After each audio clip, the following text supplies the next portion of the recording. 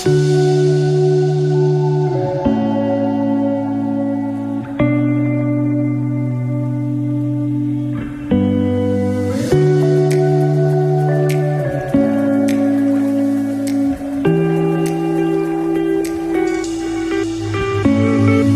has been a great pleasure for me today to submit my credentials. I'm more than happy to be here and now be present as an ambassador extraordinary and plenipotentiary of Slovakia to Rwanda. We have many similarities which I'm planning to explore in the future. We both countries are feeling strongly about empowerment of women and protection of and mitigating the climate crisis, and as well, of course, trade. We consider Rwanda to be a great partner in all those three areas. As an example, we are coming very strong and early. We are having a group of entrepreneurs arriving to Rwanda in 2 weeks' time, in mid-May, exploring potential cooperation in trade and investments. Of course, I spoke to the president and we addressed many different topics. Of course, apart from enhancing our cooperation, we as well addressed the situation in Ukraine and the consequences of the aggression of Russia on Ukraine and impact in Slovakia. And because we are a neighboring country as well in Rwanda, then we explored sharing expertise and, of course, supporting the human potential. We are planning to, as a Slovakia, as a country coming through quite a transformation, we are more than ready to share our experience. As you know, we are a member of NATO, Schengen, Euro, European Union, of course. So it took us it has been quite a challenge, but we are strong supporters of the fact that it should be a knowledge and time invested for the countries to be more independent. So this is what we are planning to do as a partners with Rwanda. And we are looking forward to strengthening and activating our cooperation.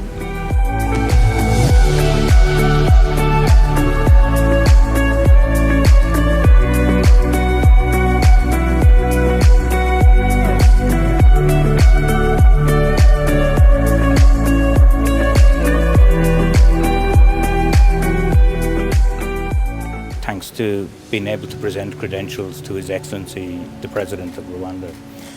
Ireland and Rwanda have a lot of similarities. We're both countries with a proud agricultural tradition, and we've also seen the need to invest in things like technology and pharmaceuticals so that our countries can develop. My priorities are to develop economic, trade, cultural links with Rwanda over the next 3 or 4 years that I'm ambassador. It's important that countries benefit equally from one another's trade and investments in each other. We have an economic forum in Ireland that we will hope Rwanda will participate in towards the end of June, and that some Rwandan business people will come to Dublin and tell the story of Rwanda. I'm delighted to see Rwanda hosting CHOGM. Ireland is not a member of the Commonwealth, but it's great to see Rwanda hosting such a host of nations post-COVID, that everybody can get together and talk and meet and exchange. I had an honor to present my credentials to His Excellency the President of Rwanda, Paul Kagame, today, and I'm sure that this event will definitely allow both Ukraine and Rwanda to start or to open rather a new page of our bilateral cooperation. We have so many difficult mutual projects we could develop for the benefits of Ukrainian and Rwandan citizens. And despite the ongoing full-scale Russian invasion to Ukraine, we have already started discussing future projects since we are convinced in Ukraine that we prevail, the truth and good prevail over the evil, and we will be able to restore our country and to deepen and widen our bilateral cooperation. And we have a lot of ideas where we can beneficial to each other. It's agriculture, machinery building, aerospace technology, ICT, and I'm sure that we will bring this project to reality and not just leave them in our minds or on paper. And also what is important, I'm sure, is that we'll be able to develop people-to-people contacts for Ukrainians to know Rwanda better, for Rwandans to know Ukraine better, and we hope that after the end of the war, a number of young Rwandans will be able easy to back for their studies to Ukraine or start their studies in Ukraine, since we are convinced that the quality of Ukrainian education is very high and it's not as expensive as in some other countries.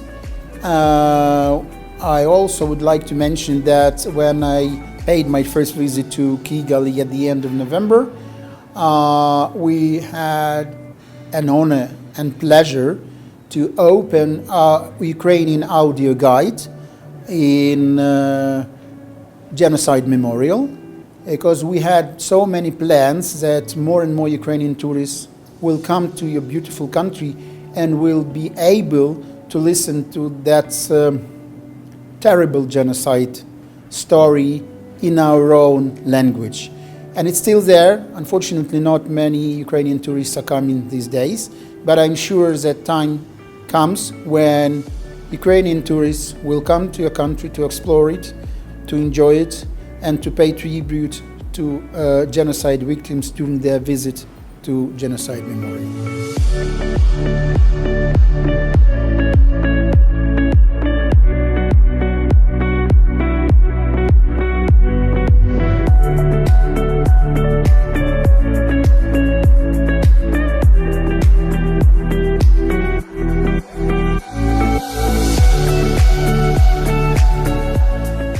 Presenting credentials to His Excellency the President.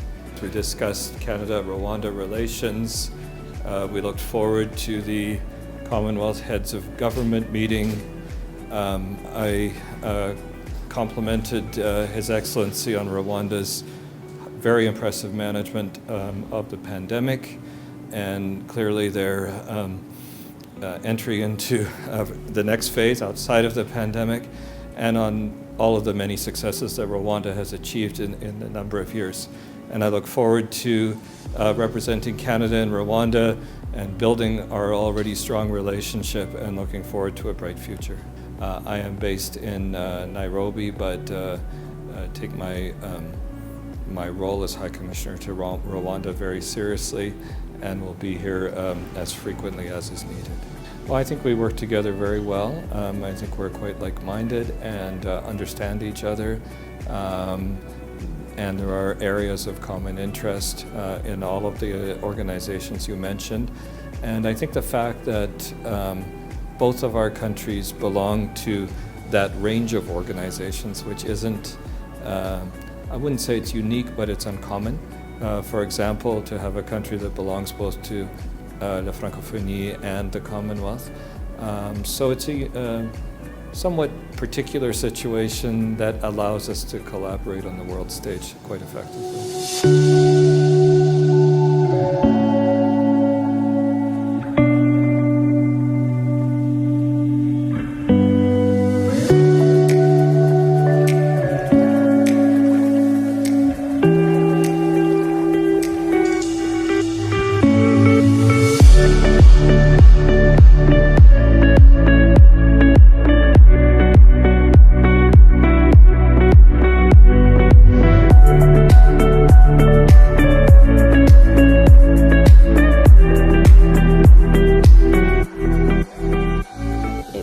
To present my letters of credence to His Excellency President Kagame, and I look forward to continuing to strengthen the relations between the Republic of Sierra Leone and the Republic of Rwanda. So key priorities will be, as I say, following on from my President, His Excellency Julius Maada Bio, who had a state visit here in 2019 at the invitation of His Excellency President Kagame. So it would be strengthening and working on the agreement signed at the time, and also looking to strengthen areas where we can cooperate on, be that in education, technology, and many other aspects as well.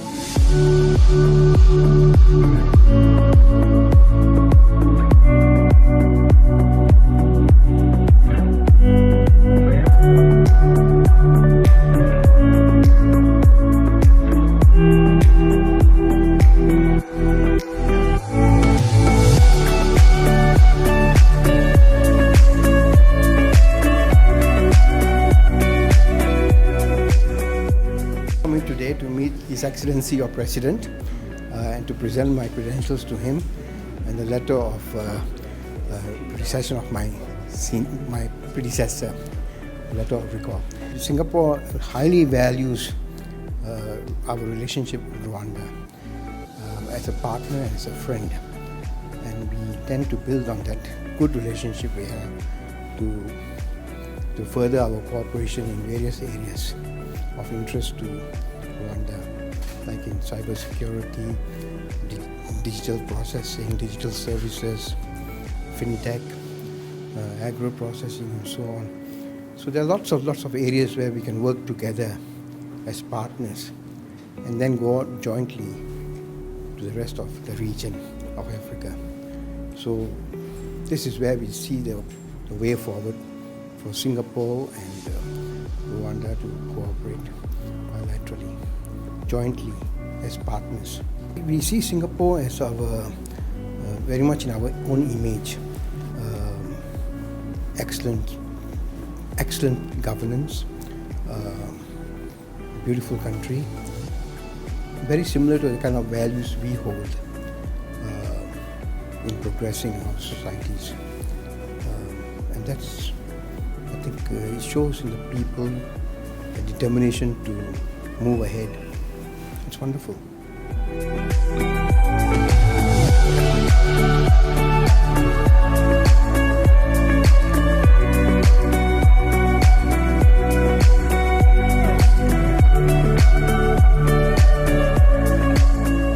I was very grateful today to be able to present my letters of credence to His Excellency. We had a very good, broad-ranging conversation about renewing our bilateral relationships and growing them. We have a long, warm relationship, and we discussed a whole range of areas in trade, development and partnerships, particularly in the multilateral space, where we can work together. We also discussed the upcoming Commonwealth CHOGM Heads of Government meeting, and I expressed my admiration for the preparations that have been undertaken, and there's full confidence that the meeting is going to be a full success, and that New Zealand is very much looking forward to being part of that meeting. From what I can see here, that Rwanda really has thought through everything and probably had longer than anticipated to prepare, but I think, you know, the wheels are turning, and I think it is going to go ahead. And even if surprises come, I'm sure that the team involved in the planning and delivery will be able to accommodate those.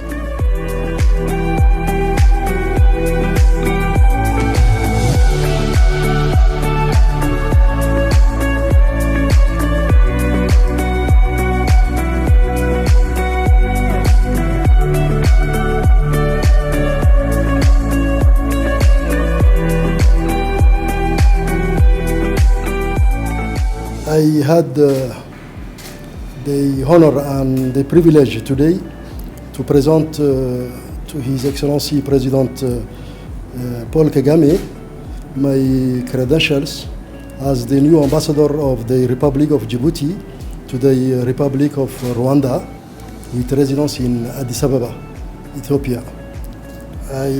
During the ceremony, I transmitted to His Excellency President Paul Kagame the warm greetings and wishes for good health, well-being and prosperity from his counterpart and brother, His Excellency President Ismail Omar Guelleh of the Republic of Djibouti. As you know, Djibouti and Rwanda are sharing excellent bilateral relations, which can be qualified by friendship and familial bilateral relations.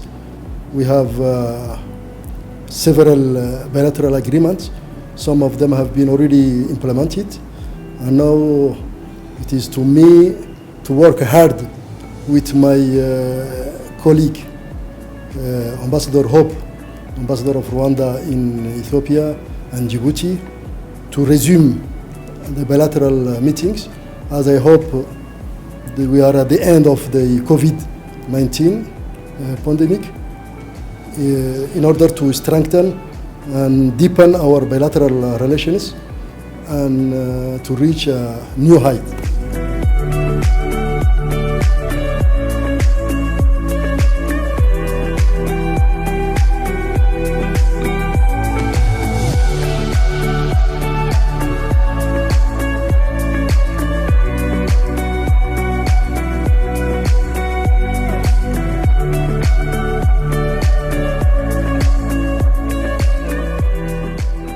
This is a big opportunity to strengthen our relationships. We care about a lot of things that we have in common, like peacekeeping and peace building. This is something very important for our countries. Colombia just signed a treaty, and we have the Peace with Legality program. We have a lot to learn of the good practice you have in Rwanda. We also are in the peace missions with the UN, and we have more than 2,600,000 immigrants from Venezuela, and that's something also that we can share what we have done and what you are going to do and have done in the past with immigrants. That, you know, it's something that really touches our hearts. Dignity for the people, how to find jobs, how to make them feel comfortable away from home. So we talk with the president about how can we learn from each other. And another thing that I highlight is the Rwanda presented the resolution for plastic pollution. That it's something that Colombia co-sponsored, and I think if we have a strong group with the G77 that I'm presiding now in Nairobi, the African group and the Latin American group, that it would be the strongest group that we can find to have a binding instrument and to do something about plastic pollution. So we have lots of things in common. We want to share, and the distance nowadays is not a problem. We can work together, and I hope we can do that as soon as possible, start working together as soon as possible.